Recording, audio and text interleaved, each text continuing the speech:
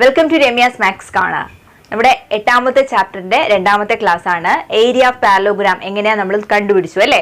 B × H സമാന്തരികത്തിന്റെ പരപ്പളവ് base into height ചെയ്താൽ മതി എന്ന് നമ്മൾ കണ്ടു. അതുമായിട്ട് റിലേറ്റ് ചെയ്ത് ടെക്സ്റ്റ് ബുക്കിനകത്ത് വരുന്ന ക്വസ്റ്റ്യൻസ് ആണ് ഇന്നത്തെ ക്ലാസ്സിൽ നമ്മൾ ഡിസ്കസ് ചെയ്യുന്നത്. അപ്പോൾ നിങ്ങൾക്ക് ലൈവ് ക്ലാസ്സസിനായിട്ട് രമ്യാസ് മാത്സ് കോർണർ എന്ന ഒരു ആപ്പ് സ്റ്റാർട്ട് ചെയ്തിട്ടുണ്ട്. പ്ലേ സ്റ്റോറിൽ അവൈലബിൾ ആണ്.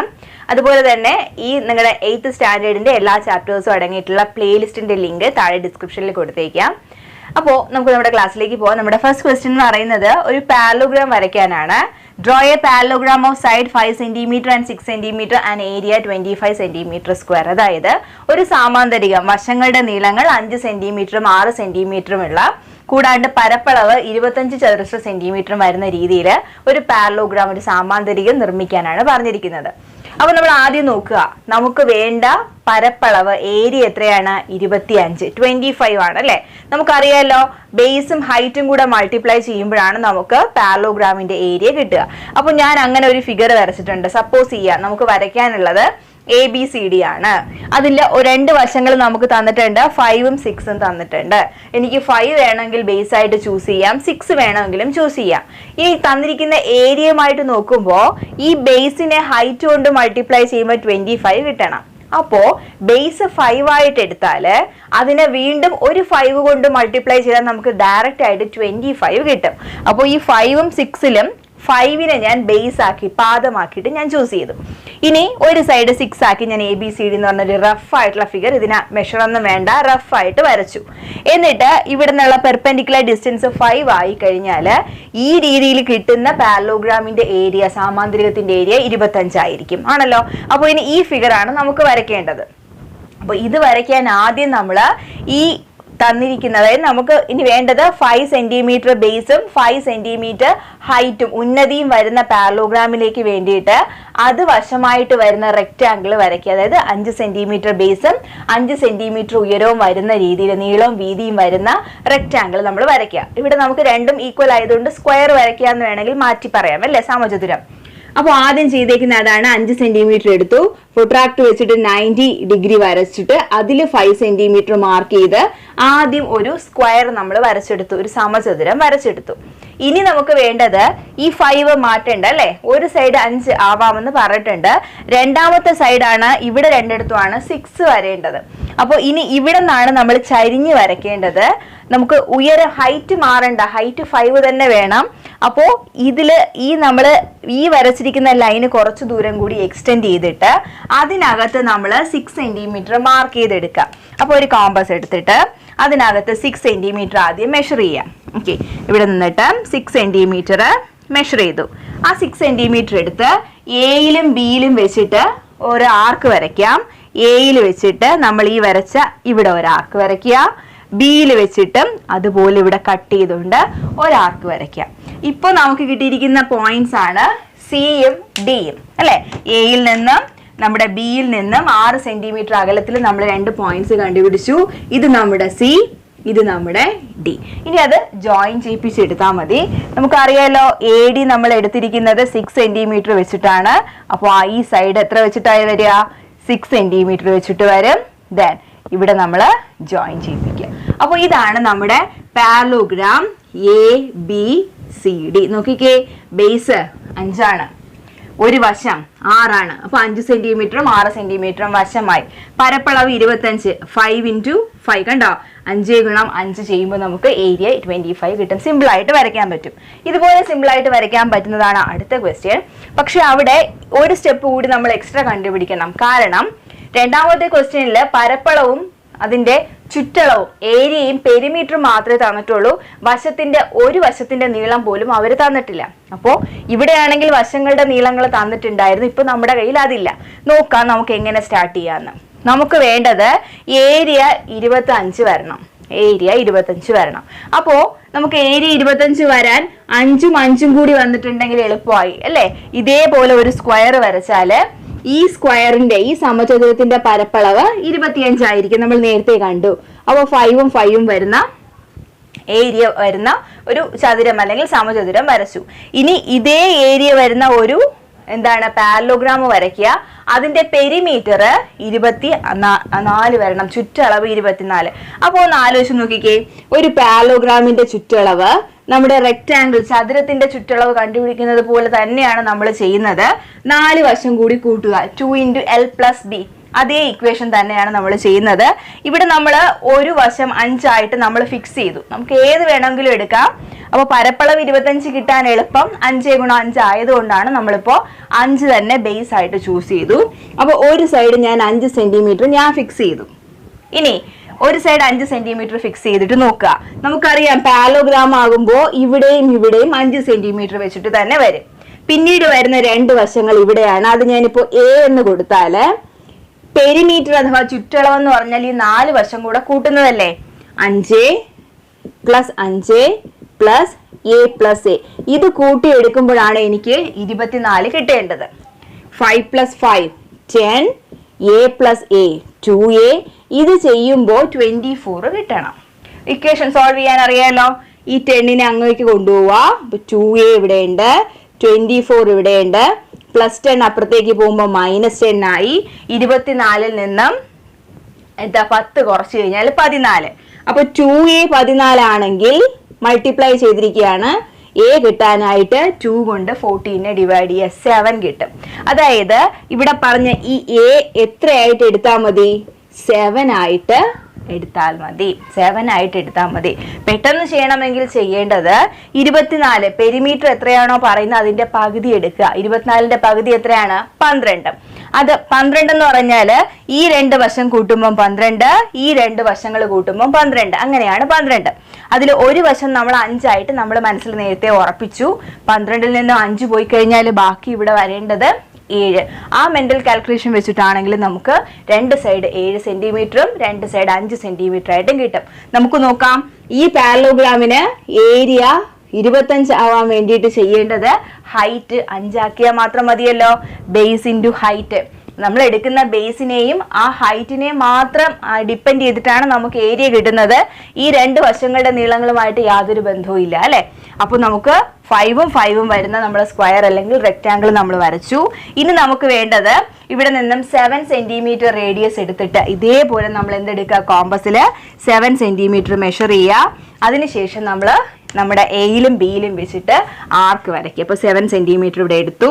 7 സെന്റിമീറ്റർ എടുത്തിട്ട് ഇവിടെ 2 വെച്ചിട്ട് ഓരോ ആർക്ക് വരച്ചെടുക്കുക. ദെൻ ആ ആർക്കിനെ ജോയിൻ ചെയ്യിപ്പിച്ചു കഴിഞ്ഞാൽ നമുക്ക് ആവശ്യമായിട്ടുള്ള നമ്മുടെ പാരലോഗ്രാം ഇവിടെ കിട്ടും. നോക്കാം. അപ്പം ഇത് A ആണ്. ഇപ്പം പുതുതായിട്ട് കിട്ടിയിട്ടുള്ളത് ഇവിടെ നമുക്ക് D കൊടുക്കാം, ഇവിടെ നമുക്ക് B കൊടുക്കാം, C കൊടുക്കാം. ദാറ്റ് ഈസ് ABCD എന്ന് പറയുന്ന പുതിയൊരു പാരലോഗ്രാം നമുക്ക് കിട്ടും. അതിൻ്റെ സൈഡിൻ്റെ ലെങ്ത് എത്രയാണ് വരുന്നത് നോക്കിക്കേ. 5ഉം ഇപ്പം നമ്മൾ വരച്ചിരിക്കുന്ന ആർക്കിൻ്റെ ലെങ്ത് 7 ആണ്. അപ്പോൾ 7 സെന്റിമീറ്റർ ആയിരിക്കും ആ സൈഡ് വരിക. ഇത് ഹൈറ്റ്, നമ്മുടെ സ്ക്വയറിൻ്റെ ഹൈറ്റ് തന്നെയാണ് 5. അപ്പോൾ നമുക്ക് കിട്ടുന്ന ഏരിയയും 25 തന്നെയായിരിക്കും വരിക. ക്ലിയർ ആണല്ലോ. ഇനി നമുക്കുള്ള അടുത്ത ക്വസ്റ്റ്യൻ, മൂന്നാമത്തെ ക്വസ്റ്റ്യൻ, ഒരു ഫിഗർ തന്നിട്ടുണ്ട്. ഒരു പാരലോഗ്രാം, ആ പാരലോഗ്രാമിന്റെ ഒരു സൈഡിൽ ഒരു പോയിന്റ് എടുത്തിട്ട് ഇവിടെ ബേസിലേക്ക് വരച്ചിട്ടുണ്ട്. അതായത് ഈ പാരലോഗ്രാമിന്റെ ഒരു വശവും ഉള്ളിലുള്ള ട്രയാങ്കിളിന്റെ ഒരു വശവും സെയിം ആണ്. ഓർക്കുക, പാരലോഗ്രാമിന്റെ ബേസ് തന്നെയാണ് ട്രയാങ്കിളിന്റെയും ബേസ്. രണ്ടുപേരുടെയും പാദങ്ങൾ സെയിം, ആദ്യത്തെ കണ്ടീഷൻ. ഇനി രണ്ടുപേരുടെയും ഉയരം നോക്കിക്കേ. പാരലോഗ്രാമിന്റെ ഉയരവും ത്രികോണത്തിന്റെ ഉയരം, ട്രയാങ്കിളിന്റെ ഉയരവും തുല്യമാണ്. ഇങ്ങനെ വന്നു കഴിഞ്ഞാൽ നമുക്ക് ചെയ്യാൻ പറ്റുന്ന കാര്യം, ഈ പാരലോഗ്രാമിന്റെ ഏരിയയുടെ പകുതി ആയിരിക്കും നമുക്കുള്ള ഉള്ളിലുള്ള ത്രികോണത്തിന് എന്ന് നമ്മൾ മനസ്സിലാക്കുക. അതായത് ഒരേ പാദവും ഈ വരച്ചിരിക്കുന്ന വരയിൽ എവിടെയെങ്കിലും ആണ് നമുക്ക് ട്രയാങ്കിളിന്റെ ഈ വേർട്ടെക്സ് എങ്കിൽ, അതായത് ഇവിടെ നിന്ന് ചിലപ്പോൾ ഇങ്ങനെ ആയിരിക്കാം ട്രയാങ്കിൾ കിട്ടുക, ചിലപ്പോൾ ഇങ്ങനെ ആയിരിക്കാം ട്രയാങ്കിൾ കിട്ടുക. ഒരേ പാദവും ഒരേ ഉയരവും ആണെങ്കിൽ ത്രികോണത്തിന്റെ ഏരിയയുടെ പരപ്പളവ് എത്രയാണോ അതിന്റെ ഇരട്ടി ആയിരിക്കും നമ്മുടെ പാരലോഗ്രാമിന്. തിരിച്ചു പറഞ്ഞാലോ, പാരലോഗ്രാമിന്റെ പരപ്പളവിന്റെ ഏരിയയുടെ പകുതി ആയിരിക്കും ത്രികോണത്തിൻ്റെത്. ഇവിടെ നമുക്കിപ്പോൾ ഈ ഉള്ളിലുള്ള ത്രികോണത്തിന്റെ പരപ്പളവ് 5 പറയുന്നുണ്ട്. അങ്ങനെയാണെങ്കിൽ 5ന്റെ ഡബിൾ ഇരട്ടി ആയിരിക്കും പാരലോഗ്രാമിന്റെ പരപ്പളവ്. അതായത് 10 സ്ക്വയർ സെന്റിമീറ്റർ ആയിരിക്കും, ചതുരശ്ര സെന്റിമീറ്റർ ആയിരിക്കും നമ്മുടെ പാരലോഗ്രാമിന്. ഓർക്കുക, പാദത്തിന്റെ ലെങ്ത് അത് ഒരുപോലെ ആയിരിക്കണം, ഒരേ പാദമായിരിക്കണം, ഒരേ ഹൈറ്റും ആയിരിക്കണം.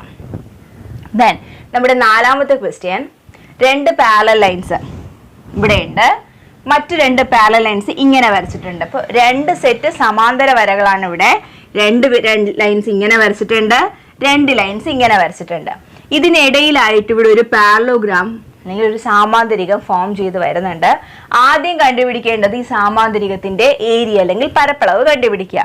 രണ്ടാമത് ഈ കിട്ടിയ സാമാന്തരികത്തിന്റെ ചുറ്റളവ് അല്ലെങ്കിൽ പെരിമീറ്റർ കണ്ടുപിടിക്കുക. ഇതിലേക്ക് നമുക്ക് തന്നിട്ടുള്ളത് ഈ രണ്ട് സമാന്തര വരകളും തമ്മിലുള്ള അകലം 3 സെന്റിമീറ്റർ ആണെന്നും ഈ പാരലൽ ലൈൻസ് തമ്മിലുള്ള ഡിസ്റ്റൻസ് 2 സെന്റിമീറ്റർ ആണെന്ന് തന്നിട്ടുണ്ട്. അതേപോലെ ഈ ഒരു പാരലോഗ്രാമിന്റെ ഒരു സൈഡ് ഇവിടെ 4 സെന്റിമീറ്ററും തന്നിട്ടുണ്ട്. ഏരിയ കണ്ടുപിടിക്കാൻ നമുക്ക് ഏതെങ്കിലും ഒരു സൈഡും ആ രണ്ട് വശങ്ങൾ തമ്മിലുള്ള അല്ലെ അതിന് സമാന്തരമായിട്ടുള്ള വശങ്ങൾ തമ്മിലുള്ള ഉയരവും അറിഞ്ഞിരുന്നാൽ മതി. ഇവിടെ ഇപ്പോൾ ഇതിനെ ബേസ് ആക്കി നമ്മൾ ചൂസ് ചെയ്താൽ ഈ രണ്ട് ലൈൻസും തമ്മിലുള്ള ഡിസ്റ്റൻസ് ആണ് ഈ പറഞ്ഞിരിക്കുന്ന 3 സെന്റിമീറ്റർ അല്ലെ. ഇവിടെ നിന്ന് നമ്മളൊരു പെർപെൻഡിക്കുലർ ഇങ്ങനെ വരച്ചാൽ അതിന്റെ ലെങ്ത് 3 സെന്റിമീറ്റർ ആയിരിക്കുമല്ലോ. അപ്പൊ നമ്മുടെ പാരലോഗ്രാമിന്റെ ഏരിയ കണ്ടുപിടിക്കാൻ ബേസ് 4ഉം ആ 4ന് നേരെ ഓപ്പോസിറ്റ് ആയിട്ടുള്ള പാരലൽ സൈഡ് തമ്മിലുള്ള ഡിസ്റ്റൻസ് ലെങ്ത് എത്രയാണ്? 3 ആണ്.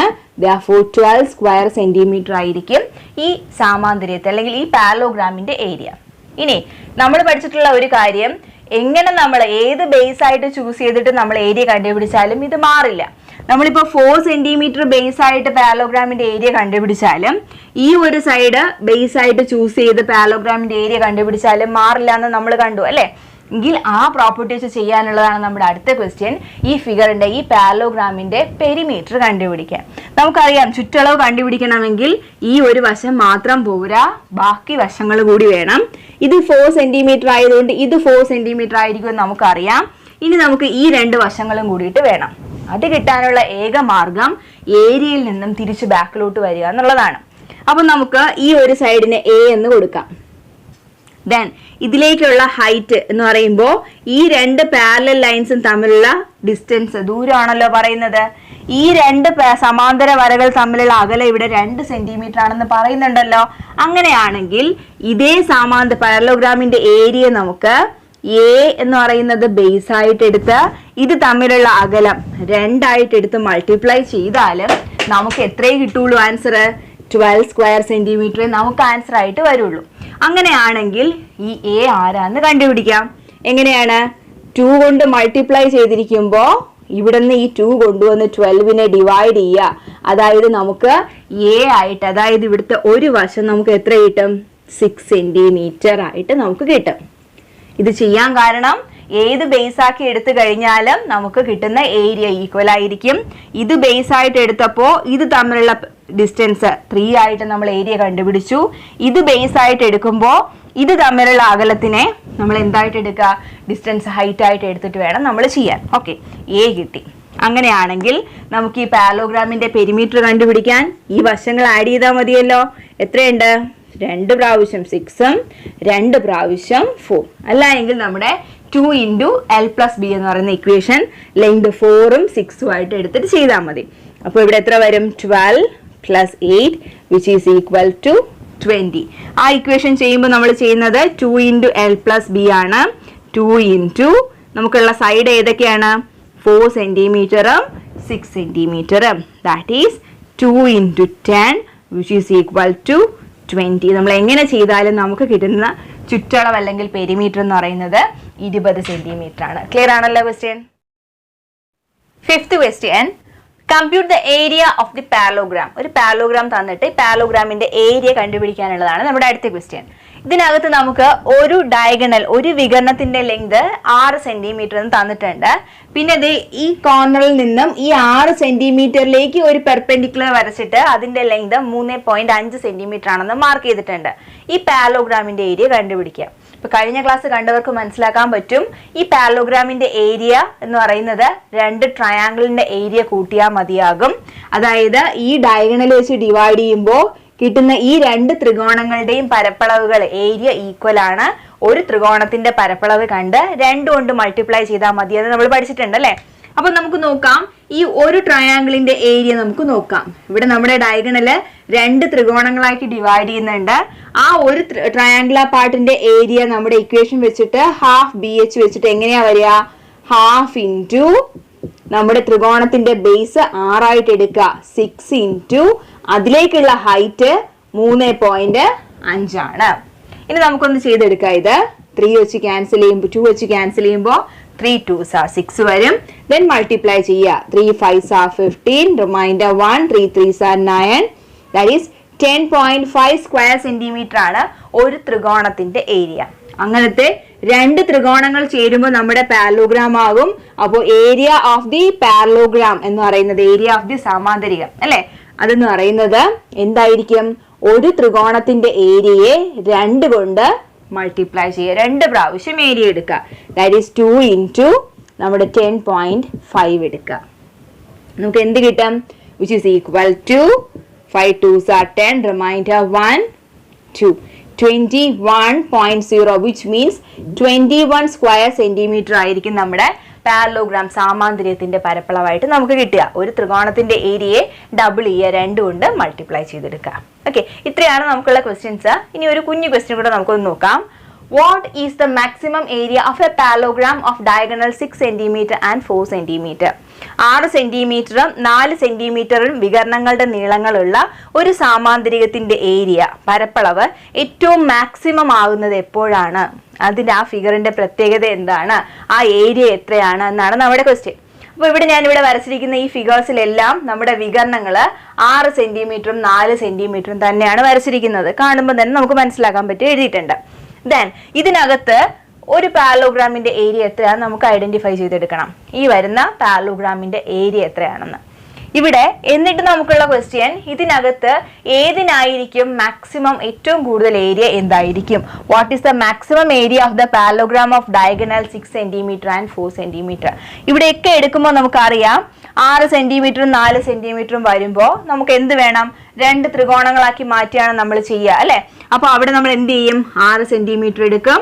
ദെൻ അതിന്റെ പകുതി എടുക്കും അല്ലെ, ഹാഫ് BH വെച്ചിട്ട് ഹാഫ് ഇൻറ്റു 6 ഇൻറ്റു, പിന്നെ നമ്മൾ ചെയ്യുന്നത് ഈ ടോപ്പിൽ നിന്ന് നമ്മൾ ഇവിടേക്കൊരു ഹൈറ്റ് വരയ്ക്കും അല്ലെ.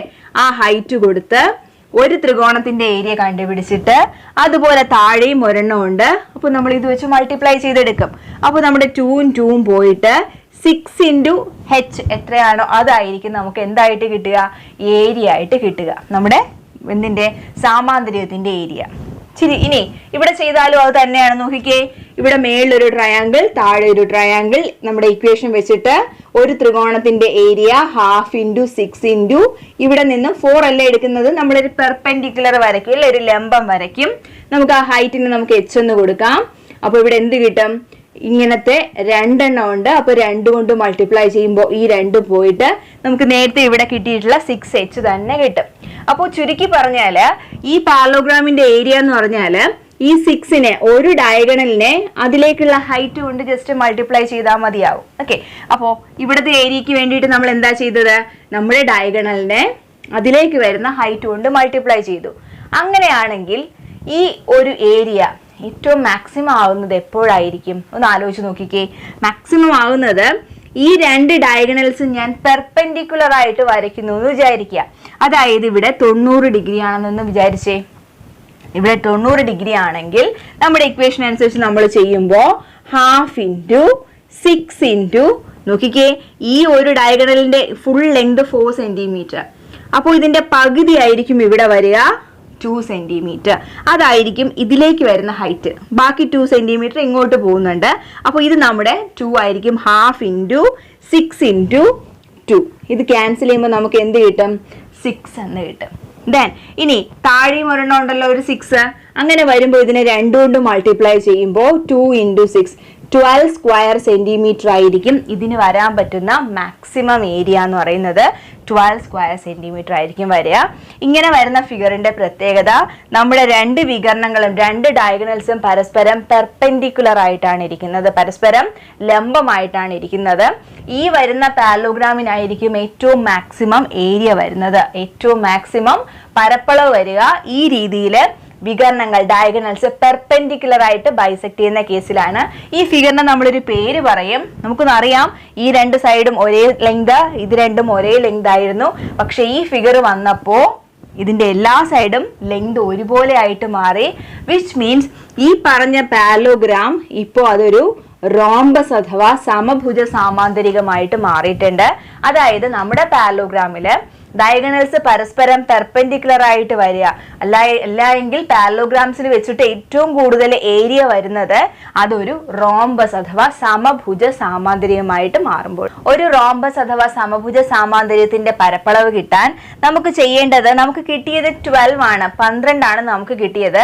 നമ്മുടെ വികരണങ്ങൾ അഥവാ ഡയഗണൽസ് 6ഉം 4ഉം ആയിരുന്നു അല്ലെ, 6ഉം 4ഉം. അതിന്റെ പ്രോഡക്റ്റ് എടുത്താൽ 6 × 4 ചെയ്താൽ നമുക്ക് കിട്ടുന്നത് 6 4s are 24 ആണ്. നമുക്ക് കിട്ടിയ ഏരിയ അതിന്റെ പകുതിയാണ്. അതായത് ഇവിടെ നമ്മുടെ ഡയഗണൽസിന്റെ പ്രോഡക്റ്റ് എടുക്കുക, വികരണങ്ങളുടെ ഗുണനഫലം എടുത്തിട്ട് അതിന്റെ പകുതി എടുത്താൽ മതിയാവും നമ്മുടെ റോംബസിന്റെ ഏരിയ കണ്ടുപിടിക്കാൻ. അതായത് ഇവിടെ നിന്ന് നമുക്ക് റോംബസിന്റെ ഏരിയക്ക് പുതിയൊരു ഇക്വേഷൻ കണ്ടുപിടിക്കാൻ പറ്റും. നമുക്കുള്ള ഒരു റോംബസ് ഇങ്ങനെ വരയ്ക്കാം. റോംബസിന് 2 ഡയഗണൽസ്. ആദ്യത്തെ ഡയഗണൽസിന്റെ ലെങ്തിനെ D1 എന്ന് കൊടുക്കാം. രണ്ടാമത്തെ വികരണത്തിന്റെ നീളം D2 ആയിട്ട് കൊടുക്കാം. നമുക്കറിയാം ഇതൊരു റോംബസ് അഥവാ സമഭുജ സാമാന്തരികമാണ് എങ്കിൽ ഇവിടെ 90 ഡിഗ്രി ആയിരിക്കും, പെർപെൻഡിക്കുലർ ആയിട്ടായിരിക്കും ഇത് ബൈസെക്ട് ചെയ്യുക. അങ്ങനത്തെ കേസിൽ ഇതൊരു റോംബസ് ആണ് എങ്കിൽ ഇതിന്റെ ഏരിയ കിട്ടാൻ നമ്മൾ ചെയ്യേണ്ടത് ആ വികരണങ്ങൾ രണ്ടുപേരും കൂടി മൾട്ടിപ്ലൈ ചെയ്യുക. D1 × D2 എടുത്തിട്ട് അതിന്റെ ഹാഫ് എടുക്കുക. എത്രയാണോ വികരണങ്ങളുടെ പ്രോഡക്റ്റ് വരുന്നത് അതിന്റെ പകുതി ആയിരിക്കും ആ ഒരു സമഭുജ സാമാന്തരി അഥവാ റോംബസിന്റെ ഏരിയ. അപ്പൊ റോംബസിന്റെ പരപ്പളവ് ഏരിയ കണ്ടുപിടിക്കാൻ പുതുതായിട്ടൊരു ഇക്വേഷൻ കിട്ടിയിട്ടുണ്ട്, ½ D1 D2.